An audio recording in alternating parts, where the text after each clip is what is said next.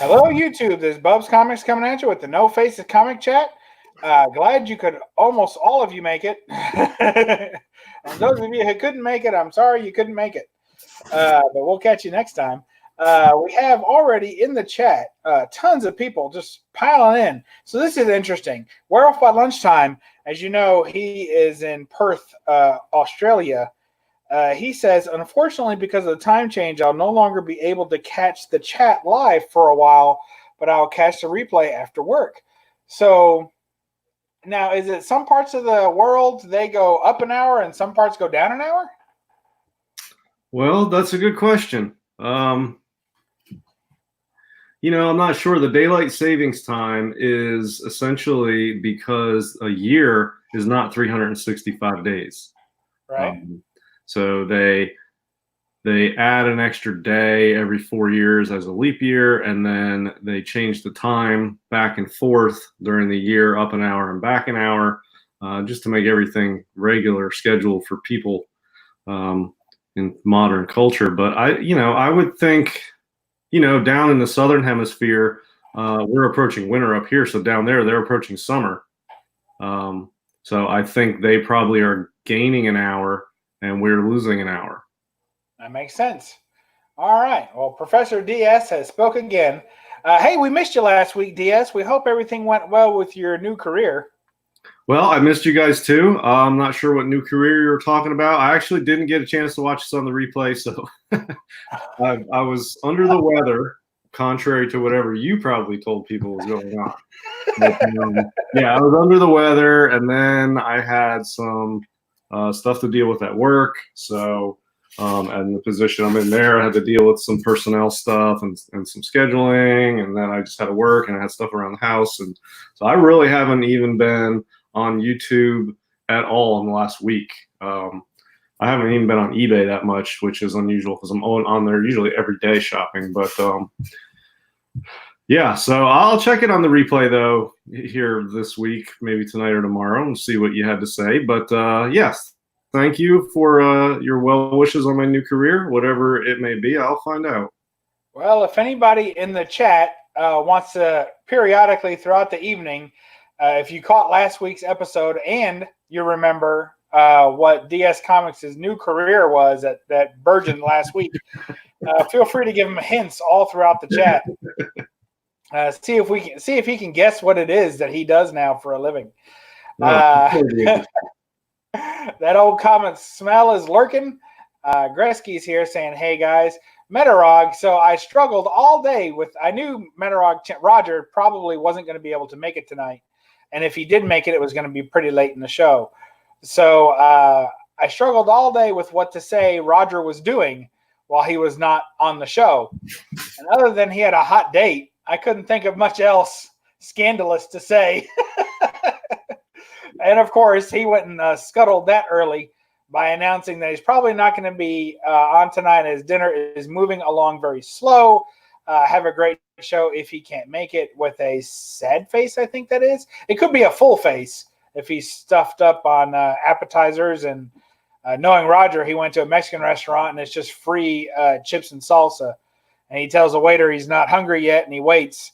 And he just eats like 3 bowls of free chips and salsa. And then, when they come, he just orders a water with lemon, if the lemon doesn't cost extra. That sound about right, DS? Yeah, I'd say that's probably about right. Yeah. And we're going to miss him. And we got Area 51. We got Alex in the house. We got Bad Dad 320. Some more Alex. Some more of that comics. Well, all right. All right. Good to have everybody here. Glad you could all make it. Thanks, Gretzky, for coming in. We will be going over the rest of our horror batch tonight. We are the Halloween Hangovers is our team name tonight. Thought that was appropriate. It's funny because I've been seeing a lot of Halloween stuff trickling through, and I think there's a couple of things happening. One is that I noticed that a lot of people in videos are still wearing Halloween themed clothing, like Frankenstein t-shirts and things like that. And I think the reason for that is because they filmed this stuff like a week ago. They thought they would get it edited and put out there before anything else, and then they didn't. So now they're putting it out this week. and it's still wearing last week's T-shirt. What do you think, Diaz? Yeah, I think that's probably right. Most people do videos. Some people do a lot of videos ahead of time and just release them over time. And yeah, but look, it's still the Halloween season. For me, it's when it gets to this part of the year, it's, there's going to be a lot more horror movies on TV. There's a lot more, dark themed stuff heading into until we reach Thanksgiving, and then Christmas obviously becomes a totally different thing. Even though I find Santa Claus personally very creepy, but that's just me. So I don't know. The season gets late in the year, and I think it's horror themed stuff is appropriate throughout all of October and the first part of November. Yeah, that's true. It is the season. There's still spiders, cobwebs, and all that good stuff lurking about. Plenty of broomsticks. It's good to have everybody really in the chat to join us again for this one. I don't know how popular a horror theme show is going to be a couple of days after Halloween, but I don't really care either because because I tell you, we do a show every week, so you got to fill it with something. That's how I look at it. And what better things to show than some great horror books? Yeah, and just this is sort of an aside, but there's me and Mrs. DS during Christmas time. We don't celebrate Christmas, but we enjoy watching some of the Christmas movies that maybe are a little non-mainstream. I like Christmas Story and stuff like that. But I also really enjoy some of the horror-themed Christmas movies. And if anybody wants to check out one of our favorites over here at the DS headquarters, it's called Rare Imports. And it's like a Swedish or Norwegian movie about Santa Claus, but it's got a really good horror theme to it. And it's just, it's very well done. It's not super over the top, but it's called Rare Imports. And it's a really, really cool horror spin on Christmas and Santa Claus. Really, really cool movie. Cool. And now I can't remember if Critters was Christmas related. I know Gremlins is, right? The Gremlins first Gremlins, yeah, because he buys the gremlin as a Christmas gift on his way home at that little off the road, off the beaten path shop owned by the Chinese guy. Yeah. Yeah, it's a straight up Christmas movie. And, Mrs. DS has never seen Gremlins. Mrs. DS has never seen Gremlins? Yeah, she's never seen Gremlins, so I'm trying to get her to watch that sometime. So, yeah, that's a good reminder. I'll have to try to get that in here in the next couple of weeks. I like that one. I like Gremlins 2 also. I don't think I ever saw Gremlins 2. You never saw it? I don't think so. It's funny. I don't know that it's necessarily up everybody's alley, and I don't think it's really a Christmas movie either, but it is fun. So I enjoy that. Christmas Story, horror story with William Shatner. I've not seen that. I haven't seen that either. Conquistadorks is asking. So cool. All right. Well, DS, you poor thing. You've been neglected all week. Haven't got a chance to show off your big horror collection. You were 1 and out in the Kamagories, the highly debated and much contested Kamagories Halloween special. Oh boy, what a quagmire! Yeah, and I still have to watch the rest of that on a replay because I was still a little under the weather when I did that show, and I got knocked out early. Of course, I missed Skull covers, all the other covers, and then I missed all the ones I really loved and had like rock solid home run books for. But that show went on far longer, I think, than anybody anticipated. So I didn't even get to stay up till the end of it. But yeah, it went on forever, and it was announced that it's not over. He's going to do another one because he had to change the rules halfway through, and some people found it unfair. And then, once you got to change the rules, there's going to be some group that doesn't find it fair, and it's hard. And I'm not knocking the groups that didn't find it unfair either. It's just part of it, And I think anytime you're doing something like that, once there's an actual prize, people get a little bit more of a stickler for the rules. Yeah. So if you're just doing it and you're an honorary title, Captain No Prize, stuff like that, and you're going to offer up basically nothing, then I think people would have let anything slide. But once there's something on the line, people were excited and they're like, "Oh man, I'm gonna win!" And then it's hard to meet that in a friendly competition. So, but it was fun. I had a big time. Can't wait to go on again. My title was not on the line, so it was an exhibition match. So I still get to play again. So I'm excited. That's big fun. So that's on Matt, the boy who had Seven's channel.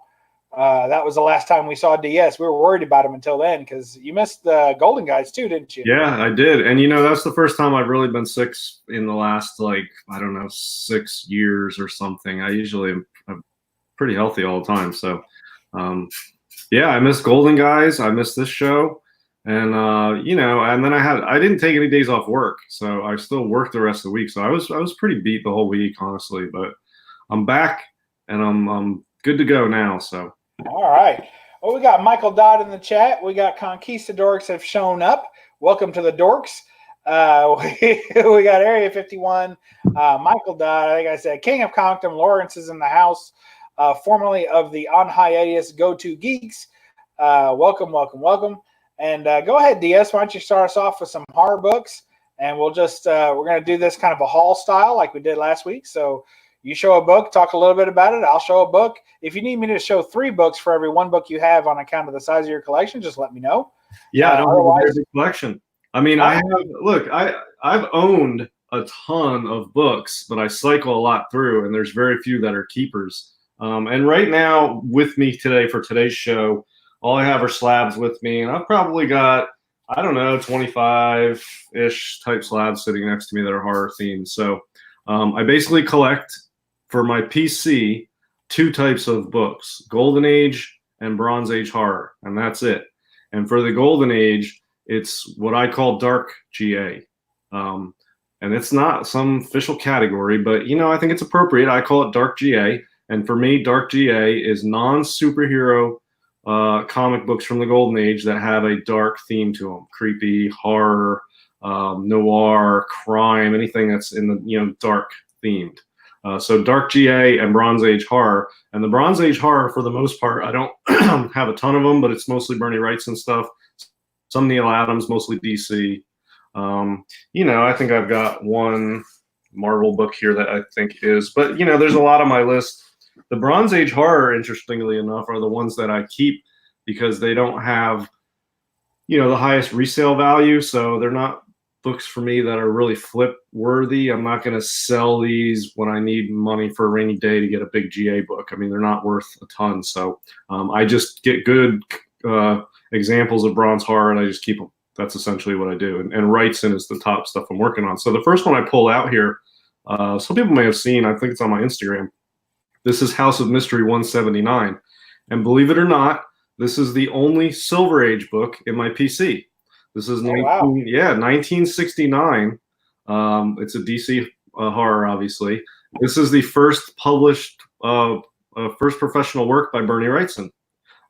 It's the covers by Neil Adams. Interior is the first professional Bernie Wrightson work. So yeah, you can't go wrong. It's a tough book to find overall, and yeah, I got a 9.2. I wasn't like I need to get. I'm not like a high grade snob on this stuff, but I would have took a 7.5 or an 8.0. I like to have an 8.0 and up for these type of books, but 9.2 is what was there. I had eBay bucks. I bought it. So this is Neil Adams cover, and yeah, that's not going to work out. I'm just going to leave it there. Everybody can see it. But yeah, Neil Adams cover, first professional Bernie Wrightson work. So yeah, killer book, really cool book.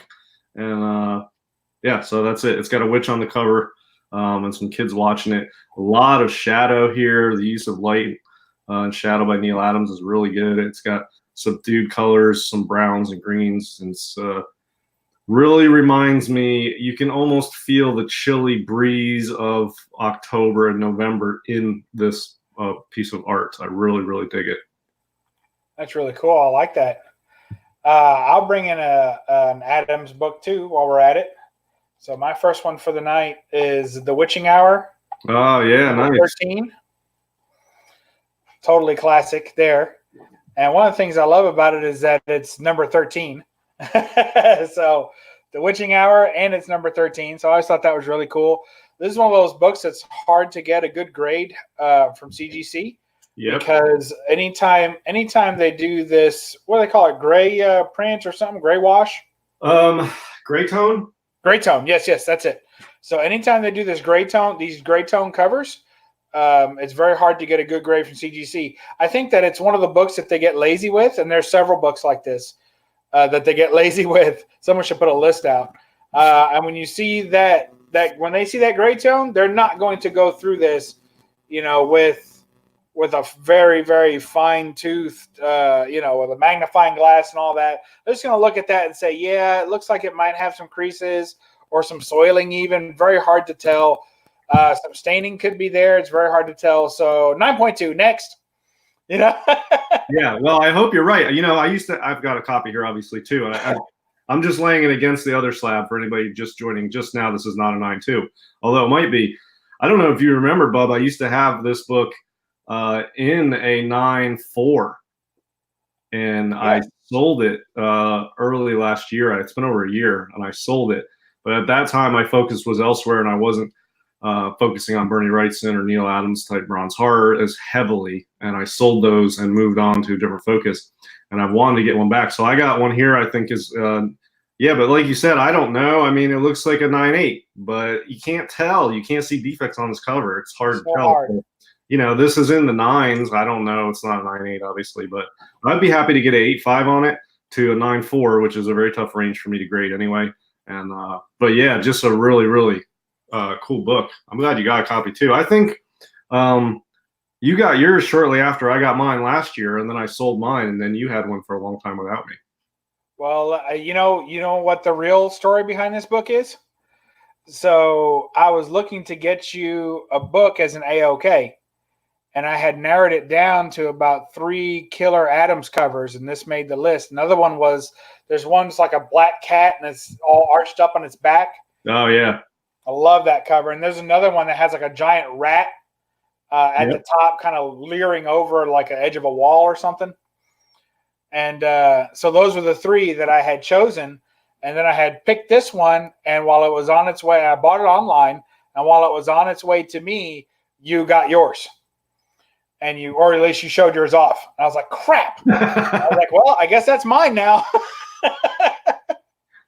So that's how that ended up. So I was glad I picked this one because it was my favorite of the 3. And so worked out.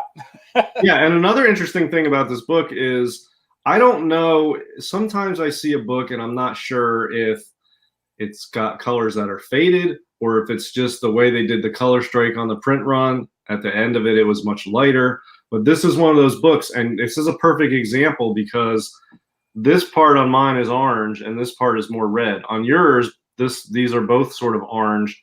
It's hard to tell for me. They don't look faded. They always seem the reds and orange on these always. It doesn't. I'm not positive that there's fading when I see different copies of this issue. Like between yours and mine, they don't necessarily look like yours is faded. It's just I don't know. It's a color strike. This is very orange, and this is very gold. So they're different colors. This one's gold for me, and that's orange. Yeah, and this one's like goldish orange for me, and then this is red. So I don't know, but anyway, that's an awesome book, and I love this LB Cole style spider with the skull on it. Oh yeah, killer, isn't it? Yeah, I love that. That's on several books that LB Cole did, and it's just a cool theme. It's anything with a spider, but a spider with a skull is just badass. So, wait, hold on, keep that book where it is. That's pretty good. I like it. That was awesome. All right, well, show us another one. All right. I'll put that one back. That's in my stack to be cleaned and pressed. I haven't messed with it yet, but it's pretty high grade. All right. Well, let's show another Bernie Wrightson that I've got. And Alex is here. Me and Alex, the Comic Quarter, have talked a lot of time about collecting downhill. If you're trying to collect a run or a set, go after the big books first and work your way down. It's much easier that way than starting at the bottom and working up to the big ones. Sure. So this one is for the Bernie Wrightson, obviously, top of the list. So I'm now collecting. I'm collecting downhill on Bernie Wrightson, and I'm halfway down the hill because this one's at the top. So yeah, I mean, House of Secrets 92. Obviously, first appearance of the Swamp Thing. And I bought this raw. This is a book. You can have some patience. Low print run is relative phrase, but there's a lot of these out there, man, and you can find deals on good high grade ones. This one I bought for much discounted price from the condition of it, and it came back 8.0. I really dig the cover along with the historical aspect, but this cover to me is open to interpretation. I always look at this and you can't tell, is she scared of this thing? Is she curious? Just as a piece of art, not knowing the story, she doesn't look frightened. She looks like almost curious, or it's an interesting. You can read a lot into this piece, and I really like it. The color scheme and the full moon. And it's just a really cool piece of art, but also the historical aspect too. So it's a key. So House of Secrets 92. That's beautiful. I love that book. I don't have to do it, but I will do it just so we can be. Yeah, you got a nice brothers again. You got a signed one though, right? Yeah, it's signed. Yeah. By Wrightson. It's funny though, because you can see. All right, so you see how I'm holding it? I will try not to move it. See that subscription crease kind of right there in the center, like right to the right of the B? Yeah, I can see it. So this book could easily be pressed. It needs a cleaning too. If you look at the back, there's several. Look at all that black up there. I mean, when me and you see a book like that for sale, I get excited because I'm like, yeah, I can clean that up, buddy. That's going to be great, Yep. So, and then it doesn't end up, but what do you do with the red labels, You have to. Well, you can crack that out, press it, and send it back to CBCS and get another red label. Honestly, because it's for my PC, I'm considering cracking it, cleaning it, pressing it, sending it to CGC, and keeping the red label as a certificate. Oh, yeah, that's not a bad idea. And just getting a green label on it. I've never tried to get a green label on a book before with CGC, so I just thought it'd be something different to do, Yeah, I've done it with books that were for my PC. I'm not big into signatures, but I had one specifically I can remember off the top of my mind was a Spawn book that was signed, and I got a high grade raw, and I sent it to CGC, and I got a 9.8 white pages with a green label that said so and so written on front cover and marker, which was fine by me. I mean, I knew it was the signature, but it had a nice new CGC case. And I think I sold that to JD, actually. I think he has that book now. I sold that in an auction, and he was the one who bought it. So that's cool. Yeah. So I don't have a problem with the green label. I mean, if it's signed, it's signed. It doesn't matter who puts the label on it. And if it's for your PC, what's the difference? Yeah, I think it would get a better grade, too. I think I could clean it up to maybe a 3 or a 3.5. So that would be nice. Well, in CBCS, you can go on their website and you can check out the grader's notes. You can look up the grader's notes and see what the grader's notes are for that book. And if it says, a 2-inch square piece missing from page 3, it's not going up. But if it just says light folds, dirt, soiling, then you've got a lot of room on it. So, I mean. Yeah. Well, I know that there's folds and I can see it. Yeah. I can see folds and I can see soiling. So I'm pretty sure I could bump it up at least a half point. It's got nice clean staples on it too. Pretty sure I could bump it up at least half a point, if not a full point. I'd be shooting for a 3.5 on it, really. Nice press. Yeah, I cleaned and pressed this. I really think this is better than an 8.0. I don't know. I mean, this is a beautiful copy. I really. Didn't we make a bet on that book? Huh? Didn't we make a bet on that book? Well, I think you said 8.0 at best, and I thought it would be an 8.5 and outside chance of 9.0, but I was shooting 8.5 easy, and you said 8.0 tops. And you were right on this one, but I really still feel like it's at least an 8.5 to a 9.0. So what is it we bet? Do you remember? Huh? Do you remember what we bet? No. A comic or a pair of pants? Oh, did we? Yeah. I'll pull up the text. I screenshotted it because I knew you'd try and welch. All right, well, we'll do a double or nothing on something, and maybe I can get that pair of pants. I'll a pair of pants. I need a pair of pants bad. I don't want to spend the money on it right now. So. Well, I'm going to show this book here. The Shape of a Ride, just because I've got this creature here beside it. So we'll do this real quick since you're off fighting over the book. Look at this, just so you can see the creature beside it. So there's Shape of Elvira. That's by Francesco Francavilla, and real nice guy. He signed it for me up here. So very nice guy, very cool. And he puts his little insignia on things in the year that he signed it. So that's how he does it. So there you go. Shape of Elvira with Elvira and the creature on there. Pretty cool. Yeah, and Old Comic Book Smell was saying that was the HOS 92 is the Mona Lisa of horror. That's a perfect description for it. Yeah, I agree. Yeah. Absolutely. Show that book off, DS. Which one? The one I got right now? Yeah. Yeah. All right. So Legion of Monsters, first comic book appearance of the Legion of Monsters, Marvel Premiere 28. One of the few Marvel horror themed books that I have. I'm not convinced that this is going to stay in my PC though, but for now it is. I've got the actual first appearance of Legion of Monsters at CGC right now. It's the magazine, Legion of Monsters magazine. Yeah. So when that comes back, and I think that's this grade or higher, I'll have the set, and then my plan is to sell them as a set. But this one's growing on me, and when I get that one back, I may hold them for a little bit. Everything for me is for sale, but those I may hold for a minute because this book, I know it's tough to find in a nice high grade, and I've tried for a long time, and this is the highest grade I've been able to find from it. And it's a Nick Cardy cover. Nick Cardy is a very good horror artist, and he did a lot of good DC horror in the Bronze Age, but this is a cover he did for Marvel. And I don't know. I mean, I think everybody pretty much is familiar with this book. Yeah, I think so. Yeah, first appearance. I hunted that book down pretty hard for a good. I wasn't looking at that time for a high grade copy of it, but I wanted something that was somewhat presentable. I ended up getting that book at a con for like $12. Yeah, that's awesome. The price is going up. Well, my top, that was about 2 years ago.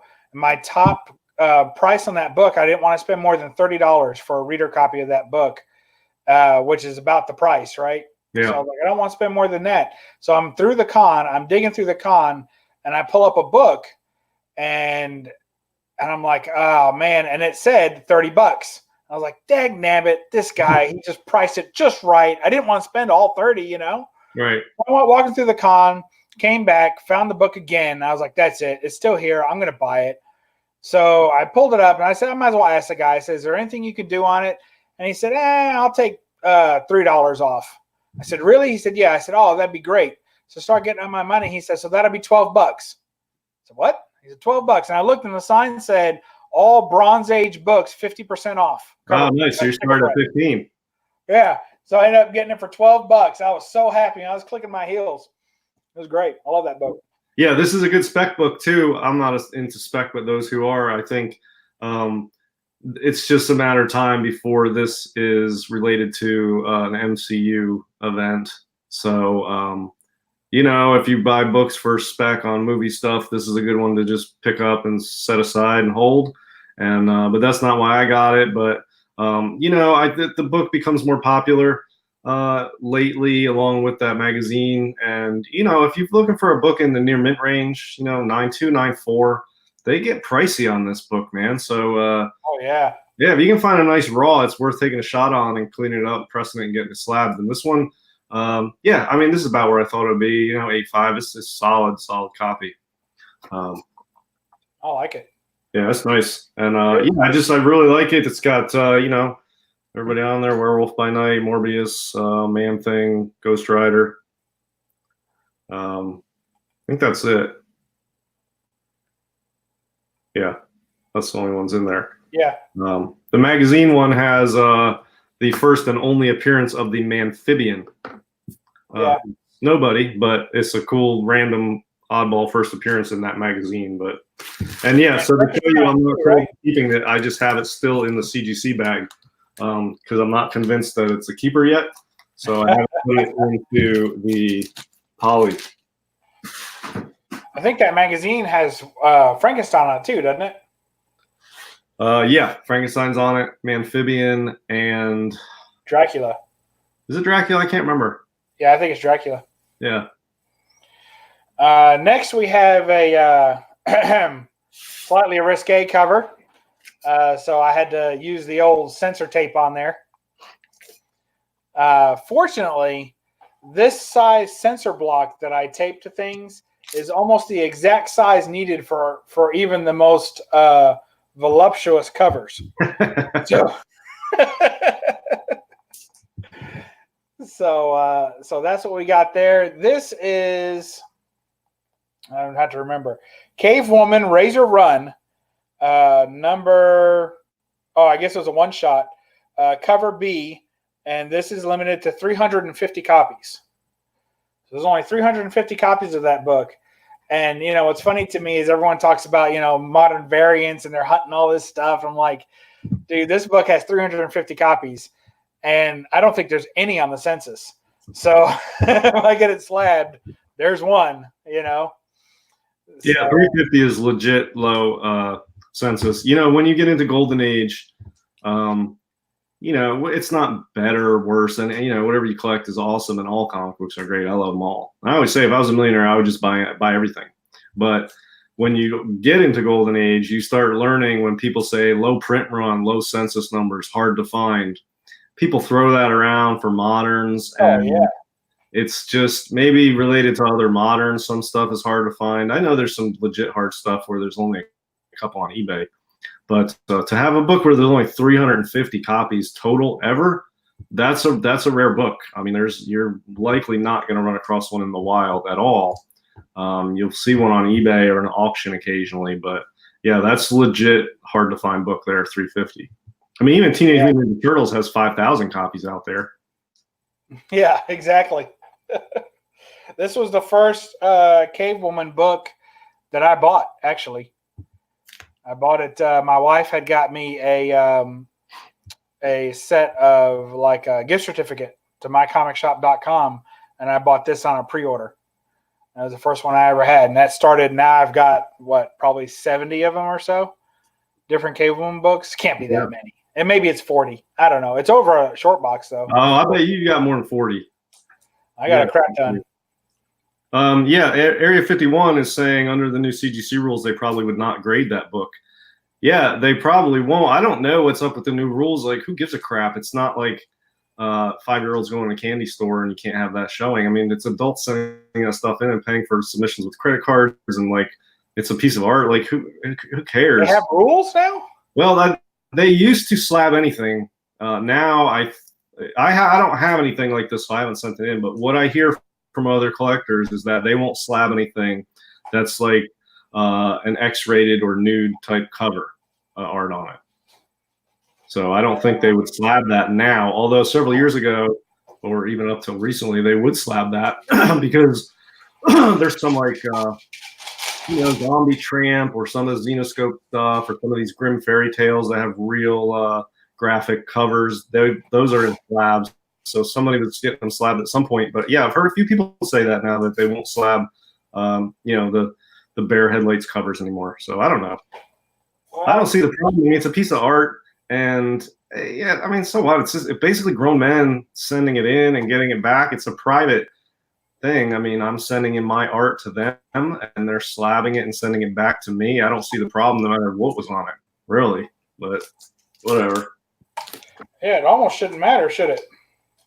It doesn't matter to me, but apparently it does to CGC. I don't know. Well, this they graded. Yeah, when did you send that in? It doesn't say on the label, does it? But it's a 2018 book, so it's within the last year. Okay, yeah. I mean, I think I've heard people talking about it just recently, so I don't know the deal on it. I don't have anything in that category, so I don't know. Yeah, I love this book. Well, it's not horror, so we'll take it down off the screen. No, I mean it counts. I mean, it's got a monster on it. Well, if that's the case, I got a lot of books to show. We don't have time for all those.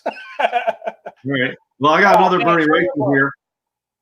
This is probably number 2 on my Wrightson list, and this is DC 100-page spectacular number 4. this book is really been moving in value the last couple of years, and this book is on the harder to find side of the scale.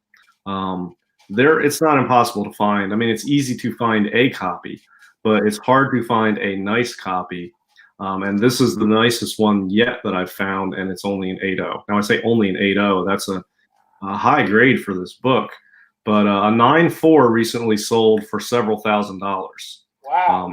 In the last couple months, and that was a 9.4, and it's just because it's a square bound, it's an all black front, and the back is the same. It's like the Virgin cover on the back, all black, square bound, and it's from 71, so it's an old book, so really tough to find this in good shape. Yeah, but this is probably number 2 on my Wrightson list. And I've got another copy, actually, believe it or not. Where do I have that copy? I'll show you the other copy. It's not quite as good, but it's nice. This other one I've got is probably, I don't know. I have trouble grading square bounds, but I'd say this other copy is probably in the 7.0 range. Wow. Yeah, really, really sharp copy. And this one doesn't have, it's got that little issue down there, 6.5, 7.0 range. Not a whole lot wrong with it. There's a little issue there, but yeah, I mean, I think 7.0 is legit for this book. Yeah, but I got this in a deal, a bundle. You'll appreciate this, Bub. I bought a bundle and bundled this in, and my cost basis on this is low. It's really low on this book. So I'm going to slab this one and sell it, and I think I can easily triple my money on it, double or triple my money on it. But it doesn't hurt to have 2 of these. And this is a hot book. If I threw this on Instagram, I'd get lots of people saying, "Hey, how much? I'm interested. I'm looking." There's a lot of people looking for a high grade copy of this book. Yeah. So yeah, this is a very liquid book, and it's just a super cool book. So absolutely, yeah, very good.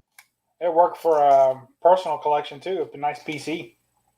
Yeah, book. And really, cool. Simeon's right. For 71, 8.0 is solid. Yeah, for Bronze Age, really 8.0 is what I shoot for because it's doable. It's gets to the point where it starts to be a very high grade area for a book from the 70s, especially early 70s. So yeah, 8.0 is like home run grade for me. I don't need anything better than that. But if I'm looking for a book and I see a 9.0, I'll grab it. But if 8.0's there, I'll take it. That's a good, I want a nice high grade, but 8.0 for me on these books is high grade. Yeah, I agree. Very, very cool book. And anything with all that black, if you can get 8.0 or higher, is always a win. Yeah. No matter what age it is, almost. I'll throw up this little fluffer piece, Tech 671, just because it has all those classic monsters in it. And it's got the Mummy, and it's got Frankenstein, old Gray Frank, no less. And it's got Werewolf, and it's got her. Ah! I do not believe that's Maurice Everett. So, in case you guys are wondering. And that's barely Batman right there. So, but there you go. Yeah, I like Tech that. 671. Who's the artist on that? I forget. Is it Norm Brayfogle? If you say it is. I don't know. I mean, it's Kelly Jones. Oh, Kelly Jones. Okay, yeah, Kelly Jones is really, really solid, the Batman artist. Yeah. He had quite a long run, too. Yeah. Yeah, that's good stuff. I like that. Yeah, was saying, somebody in the chat said, yeah, Michael Dodd. Yeah, so this one, the cover is the draw because it has reprints inside. That's accurate. All right, what else you got for us, DS? All right, well, this is a recent pickup, and I've had like 5 copies of this, all decently high grades. I keep selling them, but I'm at the point now where this is on the list for Wrightson that I need to get, so I got one. And I think this one is legit 8.0. So this one yeah. for me. Yeah, I've had, and here's the deal with this book. I mean, Swamp Thing #1, first in his own title. Bernie Wrightson, obviously. It's really tough to find one that doesn't have an overwrap on the side. I like to have a nice wrap on it, and I don't think any of them exist where both circles are fully intact. but this is a fully intact DC circle and a almost fully intact 20-cent circle. It does. Some of these are cut too, where the cut comes into that first startling issue words up top. This has got a nice amount of space there. Nicely, beautifully centered and cut copy of this book. And I haven't pressed this yet, but I've cleaned it. But you can see on the spine, there's, you know, a couple small dings, but solid. And yeah, there's a little issue up here. And that's it. So I think 8.0 is legit for this book. So yeah, it looks good. Yeah. Well, thank you, sir.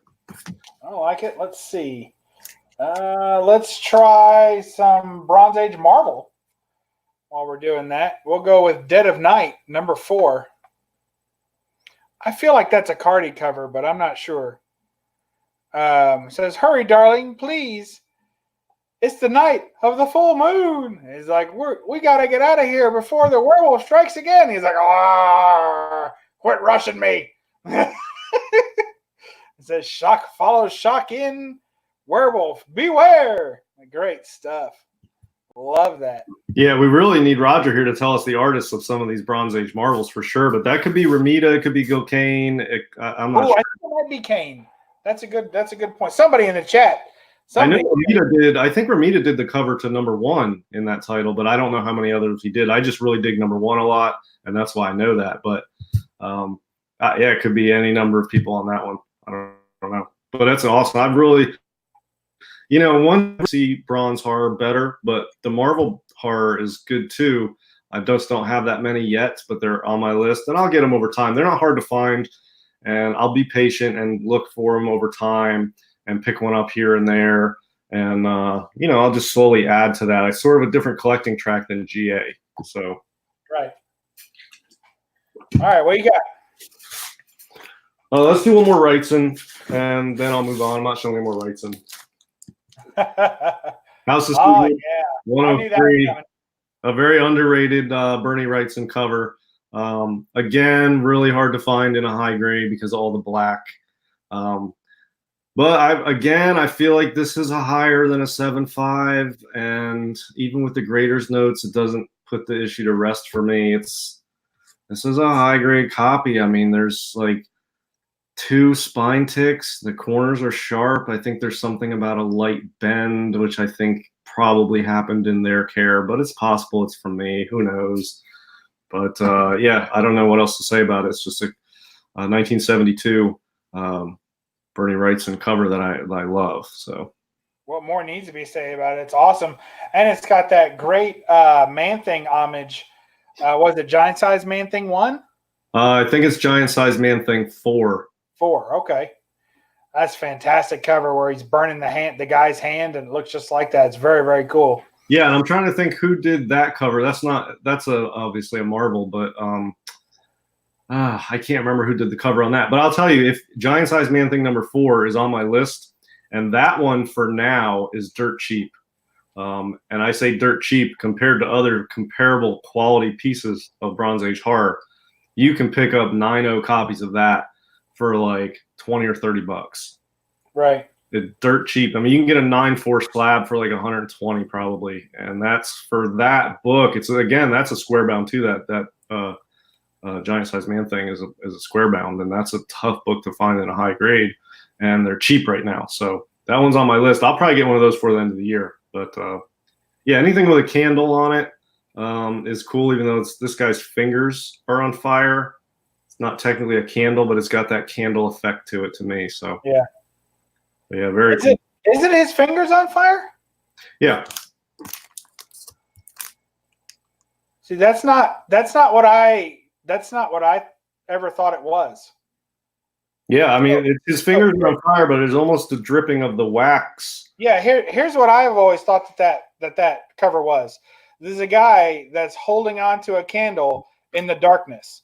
Oh, and okay. all but the last of that candle is about to burn out, and that's why he has that horror on his face, because he knows he's been burning himself in pain, but he'd rather have that last bit of light before the light goes out. Yeah, I think you're right. I mean, you can see there's wax there, but it's dripping over his hand, and it's basically his fingers are on fire from the candle at this point. So yeah, I think you're right.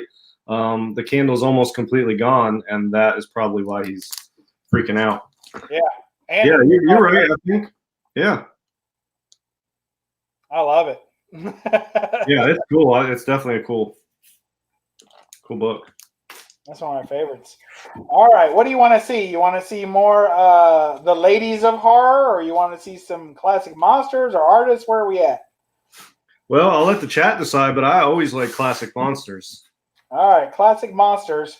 We'll go with Creatures on the Loose, number 30, with Manwolf.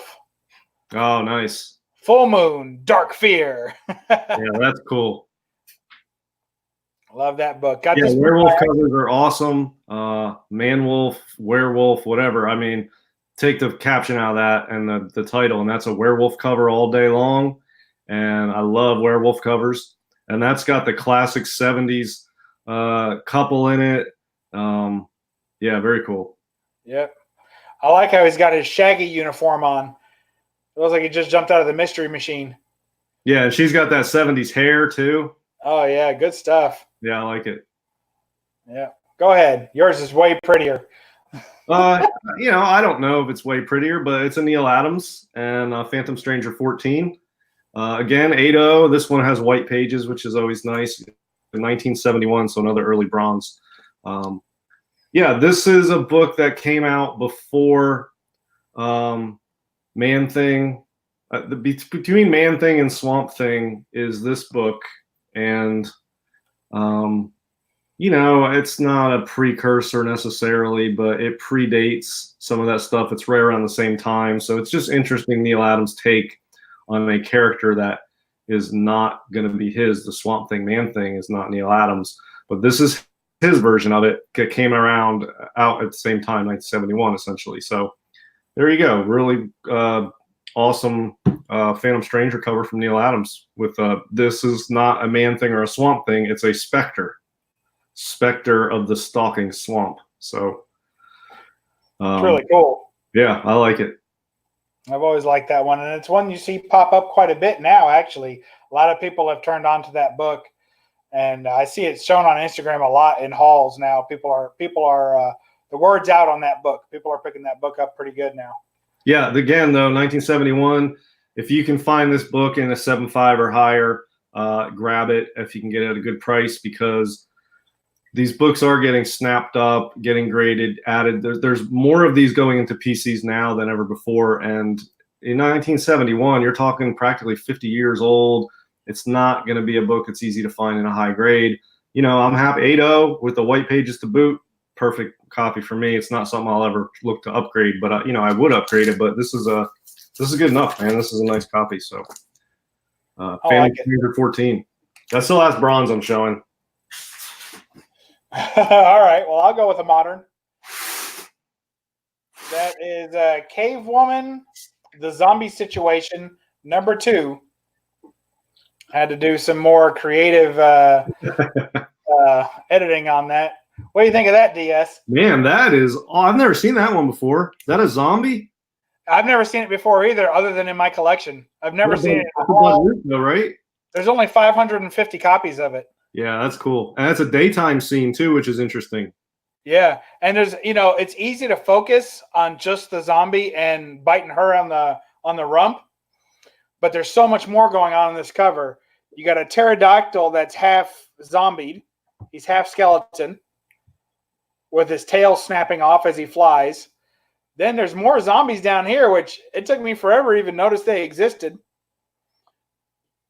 More zombies there. And you see she's holding the arm of a zombie that is holding her top. Oh, yeah, cool. So the zombie ripped off her top, and she ripped off the zombie's arm. Well, it's the zombie that's chasing her. It's his right arm. Looks like he reached up, and she just pulled the arm off, and now she's grabbing him, giving him a wedgie, and pulling him off. Yeah, isn't it great? Yeah, that's good. I wouldn't call her a damsel in distress because she looks like she's owning that scene right there. Oh, she's badass, man. She's got super strength. She-Hulk strength is what she's got. So, Yeah, you don't see too many, like Michael Dodd is saying, the butt munch. That you don't see too many butt munch covers out there. That's perhaps the only butt munch cover I've ever seen. That's That great. was awesome. Thanks, guys. I'm glad you guys can appreciate that. Sometimes, when they only make 550 copies of a single book, you're pretty sure you might be the only person that likes it. Yeah. All right, what do you got? All right, so this is the third highest graded on the census out of 6. It was the second highest, but apparently somebody got a 9.0. Whatever. Wow. But yeah, 1947, Crap Comics 51, just one of the best werewolf covers ever, in my opinion. Yeah, I mean, there's the Jack Davis werewolf covers in EC, and there's a bunch of werewolf covers in Pre-Code Horror, and this is one that's just more rare than most all of those. And I actually had 3 copies at one time. I remember that. Yeah, I had on my radar, and I finally found one on eBay at a late night auction, and it was beat. But the seller said it was a fair. He said it was like a 0.5 to a 1.0. It looked better than that to me. I thought it was like a 2.5, and so I got a 2.5 on it when I sent it in. But then I saw a 5.0, and I bought the 5.0, and then I bought this one raw and cleaned it up, and it looked really nice and came back 7.5. So I sold the other 2 and kept this one. But yeah, somebody got a 9.0 this year on the census. But after a 9.0, there's an 8.0, and then there's this one.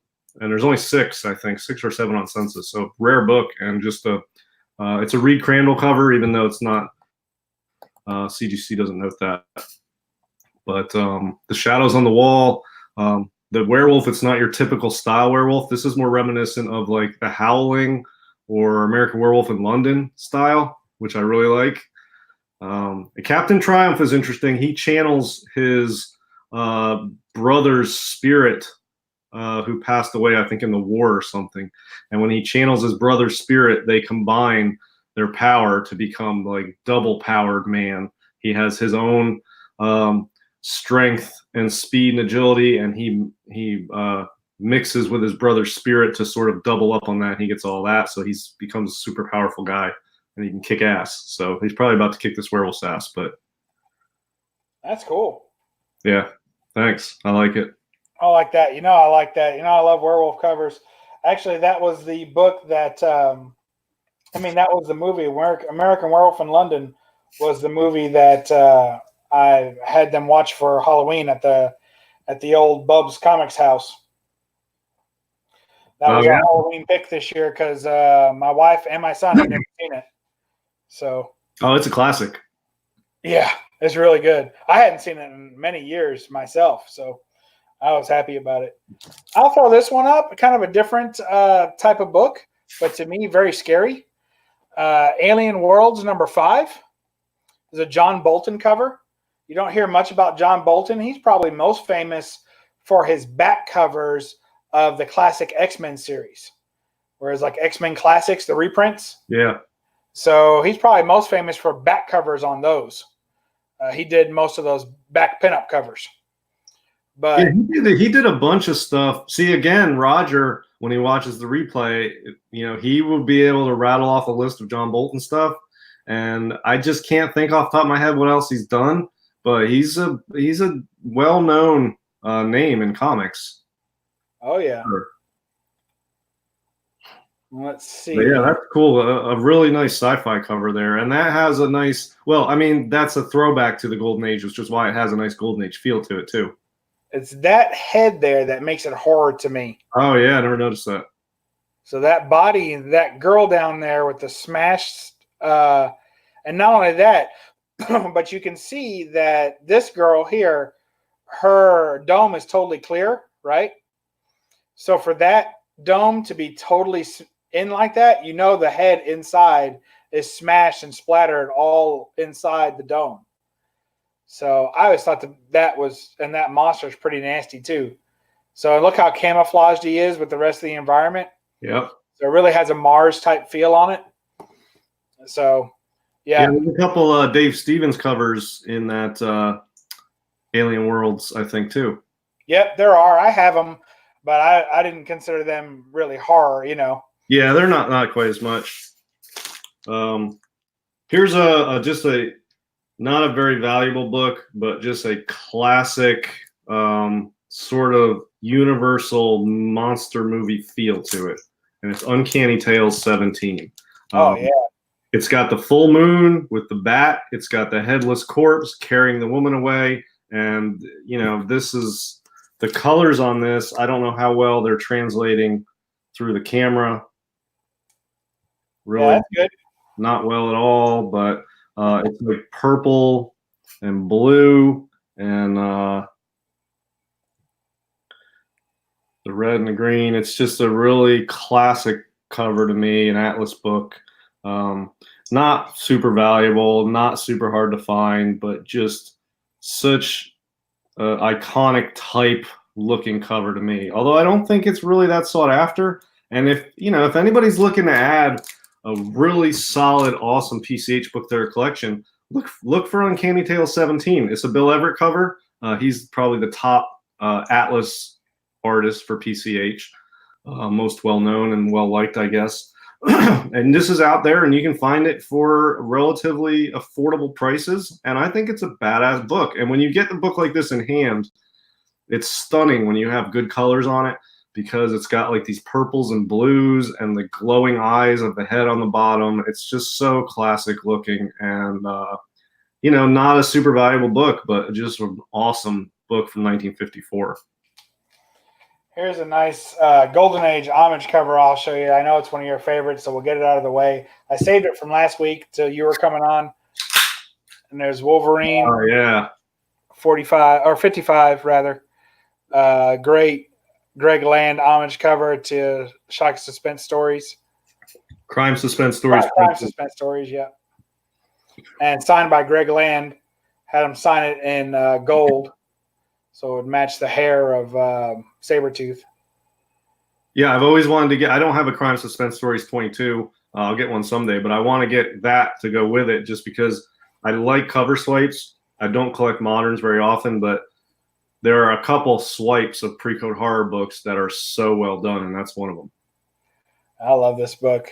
It was one of my favorite books, and it's going to get slabbed probably this month. I'm sending out some books, so this one's going to get cased up because I already have a Wolverine 55, in my completed run, because this is a variant cover, so I already have the regular cover. So pretty cool there. All right, what do you got? All right, let's move up to one that's legit rare, sort of a heavy hitter PCH book. This is near the top of my list for PCH. The top 10 PCH book for me. It's Fantastic Fears #6. This book is really tough to find. These days, what I try to do for my Golden Age PCH collection is focus on the books that are towards the top tier in quality and in rarity. I had a Black Cat 50 I sold because that's very high up, top tier quality wise, but it's really not that rare. There's a lot of them out there. Mm-hmm. This one is up there quality wise and very tough to find. And it took me several years to find a copy of this book. And I finally got a nice one, 4.5. I love getting 4.5s on these books. It's a good solid grade. And it's just, it's a feral book. They're tough to find in good condition anyway. It's an unknown artist. It was, I don't know who did the cover, but bizarre, just bizarre. I mean, this is like a charm bracelet here, made out of these corpses. And I don't know what the hell is that, right? And it's just like a bright pink cover. I mean, what the hell, man? It's just so off the wall. And the interior has a story about it's got a paper cutter panel where a janitor in an office sort of loses it because people are always making fun of him, and he just snaps and he starts chopping their heads off with this giant paper cutter. And he has this one woman by the hair holding her in and pulling that paper cutter down and slicing her head off. Oh gosh. So yeah, it's decapitation panel, but that's the interior story is pretty gruesome, but the cover is off the wall. Wow, that is Yeah, I mean, I don't even know. Is this like? Is that a dude? Who is this? A I monster? don't know. You know what else too? When I first saw that cover, I thought he was like one of those, like, you ever see like a ghoul or a demon who's in constant agony? Like that's his lot to being caught, but he looks happy. Yeah. I think he's showing off. And he's like, "Hey, look what I got!" And a charm bracelet of corpses, still dressed up, and the woman reminds me of a character from They Live. Oh yeah. You know, I mean, it's a skeleton, but just the way it looks like when he has Roddy Piper has the glasses on and sees what they look like. I love that movie. Yeah, so this is a really tough one here. If you find one of these, you're a lucky person because this is a tough book. All right, here's a ghoul cover. The acid, Michael Dodd says. Yeah, exactly. It does look like that. And here's a ghoul that I really like, and I know it's not technically a horror book, but I can't help it. It's A1 by Atomic Press. This is a William Stout cover. And I just love all the stuff going on in this book. I don't know where to start. We'll start at the bottom. It's William Stout, so you know he's going to put a snake at the bottom of every cover he does. He can't help himself. So if you ever wonder if a book is a William Stout book, look for the snake because he's got to put one at the bottom. He loves to draw them. And look at that. Yeah, that's cool. It almost looks like it has a Rosetta feel to it almost. It does. And she even has a little extra junk in the trunk like Frazetta likes to draw them. Yeah. And she looks pretty good. I just love that one. It's just one of and look at the bare feet and everything. I think it may be tied for my favorite William Stout cover, but it gets the edge because he signed it. So it's a signed William Stout book. You mean is that his signature on there, or is that, what do you mean he signed it? Yeah, it's a signature. Yeah, he signed that. William Stout, 91. Oh, okay. Yeah, cool. Yeah, I like it a lot. He signed it in a nice spot, too, where it didn't interrupt the art. Yeah. So, very cool. Book A1, book one of 5, I think it is. That's A1, book 5. That's it. It's an 80s book, right? Yeah. Yeah, just killer. It's a thick book. I mean, these are like trade kind of things. They're like graphic novels, I guess. So this is book 5 of 6. Yeah, I've looked at those before, like on eBay or whatever. I just never bought one, but yeah, I like that a lot. That's really good. Yeah, great. Yeah, master of best dinosaur artist ever, I think. William Stout for sure. You got that Frazetta caboose. She doesn't look nearly scared enough. I don't think she is scared. I think she is more scared that he might drop her, or that he's headed somewhere where she's going. But I don't think she's scared of him. I think she knows that he wants her not to eat her, but to keep her. You know what I mean? It's a good Beauty and the Beast cover there for you. Exactly, which are my favorites. I know, that's a good one. All right, well, here's a I don't know, top 5 type PCH book. Weird Mysteries 4. I'll just let you soak that in. And oh yeah. Don't really have a whole lot to say about it. It's just, yeah, it is what it is. It's just top of the line PCH book, Bernard Bailey cover, 1953. With the Ant-Man. Show the Ant-Man. The first prototype Ant-Man right there.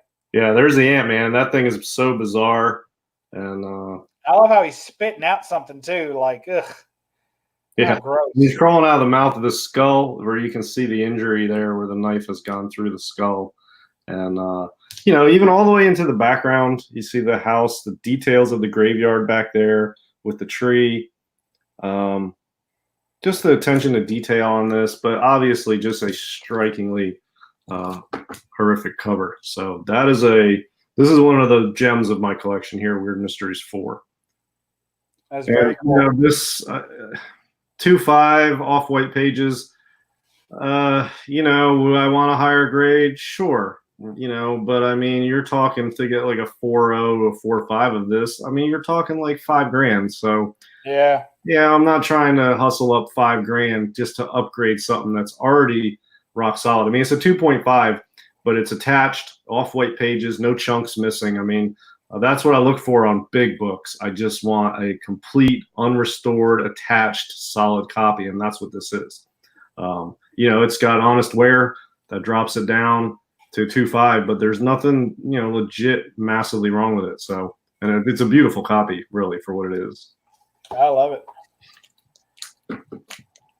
All right, we'll show another slab, although some people would argue it's not even a real slab. But there's a Werewolf by Legion of Monsters, Werewolf by Night. This is the one shot of the Legion of Monsters that Greg Land did. And, of course, it's graded an 8.5. It's not really a grade to me. I don't I get these I get any of my signed books that I want to get slabbed and verified. I don't deal with CBCS anymore. I got burned once with them, and I just don't like anything about them. I don't like their cases. I don't like their service. That's a topic for another night. But so this one's signed by Greg Land. So, of course, I got that signed in person. So especially any book that I got signed myself, I sent it to PGX because they have nice, solid cases. It's the same, it's just as clear as a CBCS case, at least. It's not as nice as a CGC case, but CGC, just give it a green label. And it's cheaper to get this done here. So I do that with the verified. It says Greg Land signed it and all that good stuff. And there you go. It's an 8.5. And that's before I owned the press. I could have pressed it and got a 9, but. That's very reminiscent of one of the Jack Davis werewolf covers from EC. I think it was a Tales from the Crypt. I don't know what number, but you should scroll through those later. I don't know if that's a cover swipe, but there's an EC book, either a Vault of Horror or a Tales from the Crypt, that looks very similar to that image on that one. So I don't know how close it is to a swipe, but you should check it out. But yeah, that's really, really nice book there. Yeah, it's easily it was the first book that I ever had sent into to PGX for verification and slabbing. When I saw this book, I absolutely fell in love with it, and it's what brought me to appreciate Greg Land, which is funny because most of his stuff is big boobs and tight outfits, but this one was this is what gave me a whole art appreciation for him and led me to collect so much more of his work. So there you have it. Let's do a Tony Mortellaro cover. Not a very well-known name in the Golden Age. Hasn't done a whole lot. This would be his pièce de résistance. And it is Mr. Mystery number 6, one of the few covers in this run that is not done by Bernard Bailey. And pretty tough one to come across. Again, this is one I looked for years and found a nice 2.5 copy. I think I bought this last fall or something like that. I think I bought it last fall. But so I've had it for about a year, and I really love this book. Probably not one I'm ever going to move unless I upgrade it, but I'm not going to sell it. But yeah, just a really good scene going on here. It's just badass. amazing. And this woman is just being rolled. She's tied to this wheel, and she's going down into the acid. And her boyfriend in the back is next. And you can see the ghouls turning the contraption. It's got the gears. It's got some lab equipment, some bottles with fumes, some candles on the wall. Of course, it's in a castle. Where else?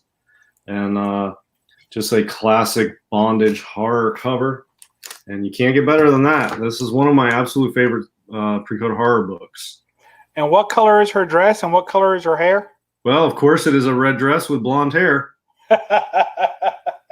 If you are a woman in the Golden Age comic covers, you want to stay away from red dresses and blonde hair because you're going to get tied up and tortured pretty much. That's about right. You're asking for it at that point, aren't you? Yeah. Oh, that's awesome. We'll start wrapping it up. So if you're looking for another book, pick out maybe 2 more. We'll go through. All right. I'm gonna let's see. This is tough, man. It's hard to pick. I'm going to go with another. You know what? Forget it. I'm going to go with another Elvira. I can't help it. Here is Elvira, Mistress of the Dark, number 7. I absolutely love that cover. I just can't help it. That cover, I have such a hard time with all the covers in this run because the next one's better than the last one. Yeah. But this one, I'm always looking for the extra subject matter that's hidden in the art. That's not like right. I mean, obviously, when you first see her, you see that face and whatever other assets she may be showing. But look at the skulls, the flaming skulls on those, like whatever they are, spikes or whatever, torches. Flaming skull torches. Love that. She's tied up, right? And then look at the zombie hand, which must be self-inanimate, right? Because there's not connected to anything, but it's reaching for her. And then you got one from beneath, which is also not connected to anything reaching. It's got her dagger there that she keeps throughout the whole series. That's her one weapon. And it's clearly a dungeon scene. It's just so cool. The smoke and everything. I don't know. That cover has it all for me. Who did that cover? I can never pronounce the name. It starts with an R. I think it's Rael or Royal. Rael. I don't know. I don't know. It's a newer book, and that artist has done a few other covers too. But this one is one of the best for sure. And I'll show one more after that when you show 2 more. All right. Well, I pulled out 2 LB Cole books that I don't show too often. I'm sure you've seen them though, Bub. But this is the one I like to call the Golden Age Venom, as Spook 29. Oh yeah, probably the toughest one to find in this title. But I always think this looks like a lava version of Venom. Absolutely. It's just a very striking cover. It's just got a cool, his LB Cole style that he used in a lot of Star Publication stuff. A nice little word description there under the gravestone. Orange and black and yellow and red. Just all those whole flames are amazing. Yeah, I know. It's just you can almost hear the fire crackling. So yeah, that's a really cool LB Cole Spook 29. It took me a while to find a nice copy of this too, but I finally snagged a raw copy and got it cleaned up, and it's a 4.0. So pretty tough one to find. I'm not trying to collect every LB Cole these days, just some of the select ones that I like the most, and this is one of them that I have and I'll keep. So this is a PC book, but yeah, Spook 29, really, really nice copy. And of course, black cover makes it tough too. I like that. This is Unruly Simeon telling a pretty cool story here. It says he was stationed in SoCal in the early 80s. My whole platoon had a crush on her. I assume he's talking about Elvira. We'd be watching every Saturday. She did her Elvira theater, Mistress of the Dark, because she showed those cheesy old movies. I loved it. Before I showed American Werewolf in London to my family on Halloween, the pre-show, which we did last year also, is Elvira's music video, 2 Big Pumpkins. So if you've never seen that, I highly recommend it. It's hilarious. I'll show, let's see. We'll throw this up for you just so you can see what she looks like in real life, or at least in this one. So Mistress of the Dark, watching the movies, and she's got, that's for you, Unruly Simeon. You can enjoy that. And the little dead guy behind her. So here is kind of an homage that Bud Root did. It's Cave Woman, right? So some more beastly babes. And that's Frankenstein. That's Frankenstein's wife, but she's got leopard print bandages. Nice. So she's still out of the cave country, And says Monster Dreams. So, and I don't think this one's limited. It might be. No, this one's was like an A cover. So very cool. All right, throw us another one. All right. I've got more. I pulled out another LB Cole, and this is Shocking Mystery Cases 51. Technically a crime book, but when you have bloody, severed heads on it, it goes in the horror box for me. Oh, yeah. Blue and yellow swirl with an eyeball in the swirl and some severed heads. And this copy's got really bright yellows and blues and reds. And yeah, a couple severed heads on there. Story of murder. And yeah, I don't know what else can you say about it. What was his other cover? He had a very similar kind of psychedelic eye cover on another book, didn't he? He did. I've got it here. You want to see how similar they are? Suspense Comics 9 right here. They put me in mind of each other. Yeah. So this is the original one. I mean, original. This is Older. the first one he did in 1945. Not super horrific, but you know, it's got the eyeball and the blue and yellow swirls. So that's 1945. And then 7 years later in 1952, he did this one. So you can see the similarities. Oh, yeah. That's fantastic. Now, you know, the Shocking Mystery is clearly more horrific. Yeah. They both have that swirl. You know, this one has the eyeball, has the swirl colors on it. Right. And this one is, the Shocking Mystery has an actual eyeball with the whites of the eye. So, you know, some slight differences, but clearly doing an homage to his earlier work. Obviously, both L.B. Coles. That's so cool. I love it. Well, I'll throw my last book up for the other night. And it, too, is an L.B. Cole. So it's Dread of Night, #1. Oh, nice. One of his last covers that he did. And it wasn't even supposed to be on this book. The publisher had a different book that they were coming out with, and they did mock-ups and everything, and it was supposed to be on that book. And at the last minute, they changed it to this one and put it on Dread of Night. So that's why, like a lot of times, as you know, D.S. Cole did his own artwork on the titles. So he drew his own title work, right? Yep. So, and he continued that on through his career, but this one he did not. And so you can tell that that's kind of a slapped on sticker of a title on top of the art. Yeah, as opposed to this one early he did in the 50s where he did the work on it, on the title itself. So this is him. This is a guy crawling out of the grave. I love how his head is busted, but he's got brains coming out. And that frog with the blood, I love that. Yeah, that's nice. That frog does it for me. I just love it. And you know, anybody who wants an L.B. Cole and doesn't want to spend thousands of dollars, that one's out there and you know, affordable. I mean, you can probably get one of those for $20, less than that. There's one less out there now. Yeah. I mean, that's one I look at all the time. I'll grab a copy at some point, but it's not like at the top of my list, and it's a newer book, so you know, I got plenty of time to find a copy of that. But yeah, that's a really nice one. I like that. Yeah. Yeah, it's one of my favorites. So there you go. All right, you got one more book? Yeah, I'll show another one. This will be a recent pickup. People have probably seen it already on my Instagram or whatever. But this is probably currently my top PCH book. So this is probably my top horror book right now. And it's Weird Mysteries #5. Ooh, more brains. So, you know, this... I hate displaying slabs. It's so hard to see them on camera. But yeah, so Weird Mysteries 5. Bernard Bailey again. This is the one right after the skull with the Ant-Man cover. People say it's an ape with the removed. I think it's a person. I don't think it's an ape. But either way, it's got the electrodes coming out of the head, and it's being pulled out of this acid bath with these multicolored bubbles and some lab work in the back. Gloved hands pulling the brain, removing the brain out of the head. And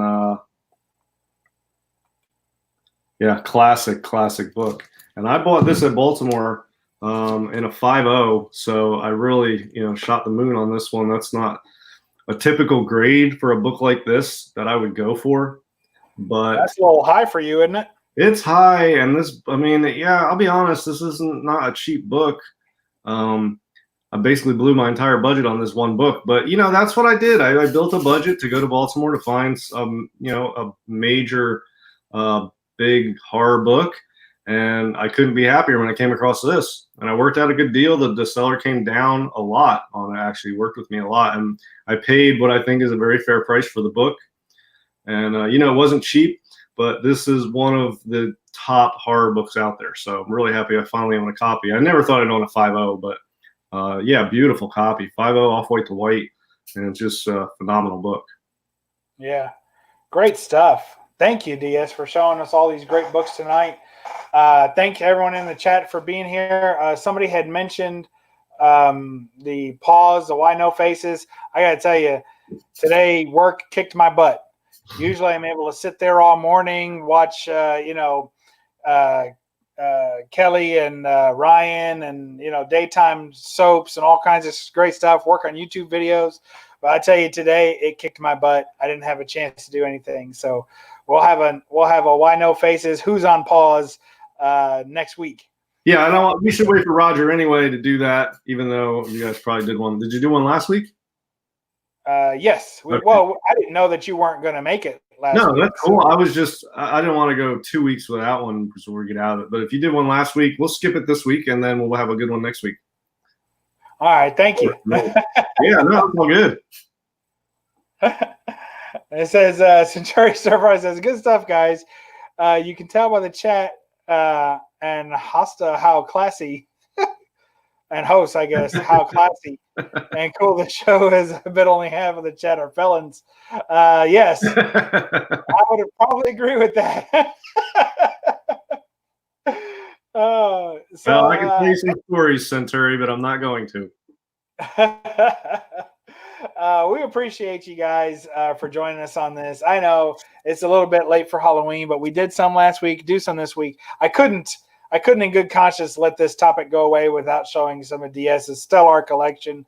And that's for you all, because he's seen them. I've seen them, probably most of them. And but you all don't get to see a collection like this very often. And the way that he trades out books and upgrades and downgrades and regrades all these books, it keeps it fresh, and it keeps it exciting for us as fans of his channel and of his curated collection to see it constantly evolving. It's like a show that comes to town new every month, and you just can't wait to see what they've come up with next. So I appreciate you, DS, for having that. That's how I do it. Like, these books are so hard to find and so pricey that I have to continually cycle them out to keep it fresh and enjoy a variety of books that I want.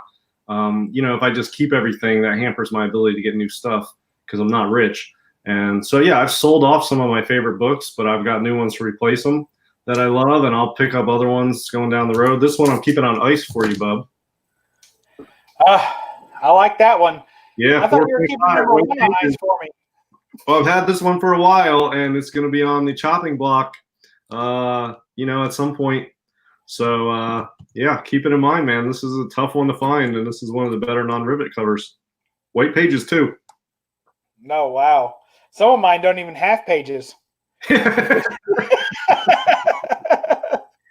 just says pages, question mark. Huh? It just says pages with a question mark on my grades.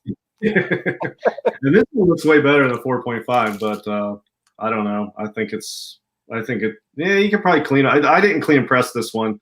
I think I was just in a hurry to get it slabbed, but it didn't need a whole lot. But there's some stuff on the back that could be cleaned up, and it could use a press. It's got a slight spine roll. I think you can pull a 5 out of this, at least. I'd probably leave it the way it is. Be real happy with it.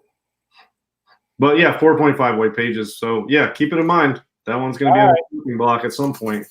I'll keep it in mind. That's all I've got. All right. Well, look, he says he'll trade his MG graded quiver. What's MG? Is that a European grading company? I think you might just mean mid-grade. Oh, gotcha. Not sure. All right, guys. Oh, he just says he'll trade my graded Cave Woman quiver. Yeah, he just typed MG instead of MY. Gotcha. All right. Well, we'll talk. Hit me up on Instagram at BUB'S Comics. Can't miss it. We missed Roger tonight. Thank you, Dodd, for reminding us how much we missed him. We did miss him. He's a good guy, good fella. He took his, we assume he took his wife out on a date. So, but he definitely took somebody out on a date tonight. So we thank you, Roger, for that. And happy wife, happy life, and all that goodness. So we'll catch you next week. Thank you all in the chat. And DS, you want to say your goodbyes? Or you got anything coming up? I don't have anything coming up. I haven't really had the time to do a video, but I'm just pressing and cleaning a bunch of books right now to get a submission together. If you see my Instagram, I've got some nice batch of keys coming. I've got a Avengers 196 in the press right now. I got a Marvel Spotlight 5 that's coming up next in the press. So I've got a Daredevil 1, a nice mid-grade Daredevil 1 on the way. I'll show you when I get it. But yeah, so I've got a lot of stuff coming up. Cool books, but I don't have anything like to announce or anything. But best way to keep an eye on it if you're interested in buying some of these books, but I sell them all, is my Instagram, DS Comics PCH. But other than that, I appreciate everybody for stopping by, and I'm just going to say make sure you do your homework, and I'll see you next week. Thank you, DS. And I don't really have a whole lot coming up either. I'll be putting out a couple more videos. I did go to a con this past weekend and had a great time. So I put out a video this morning on it, and I'll have a few more coming this week from all the stuff I picked up. So look forward to that. And then Friday, I'm actually like going to be bachelor. I'm going to be like a bachelor on Friday. Oh, that's exciting. Yeah, I'll be home alone with left all up to my own devices. No kids, no wife, no nothing. So I'll probably be just trolling YouTube all night long and jumping onto live chats. Whoever's having one, I'm going to try and get on one. So that's probably what I'll do all night Friday, because there's usually about 5 or 6 live chats per hour. So, yeah, there's too many to keep up with on Fridays. But yeah, order a pizza and get on YouTube and blast some music in the background and have a good time. That's awesome. Yeah. Pizza, beer, and anything else I can trip over in the night. We're going to have a good time. Sounds good, man. All right, man. Well, thanks for coming on, and I'll tell everybody to read a comic. And even though DS did it several times tonight, don't apologize for the glare. All right, see y'all. Catch you next week, guys.